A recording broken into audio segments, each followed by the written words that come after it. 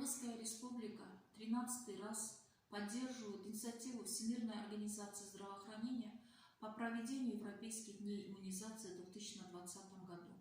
Приказом Министерства здравоохранения с 27 апреля по 3 мая на территории республики будут проводиться Европейские дни иммунизации. Следует отметить, что приказом Министерства здравоохранения иммунизационные услуги в рамках плановой иммунизации были временно приостановлены в период чрезвычайной ситуации. В стране проводились экстренная иммунизация против кори и краснухи, также вакцинация новорожденных в родильных домах. Хочу отметить, Всемирная организация 2020 год объявил Международным годом сестринского и акушерского дела, которые непосредственно вносят вклад в программу иммунизации.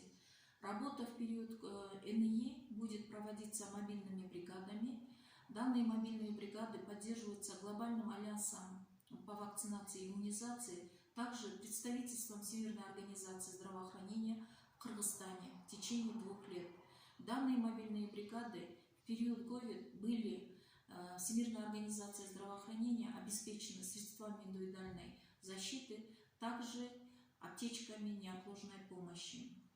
В период НИИ будут проводиться плановая иммунизация против кори и краснухи в неблагополучных территориях по кори. Также будут проводиться плановая вакцинация детей на территориях, где на данный период отмечается низкий охват.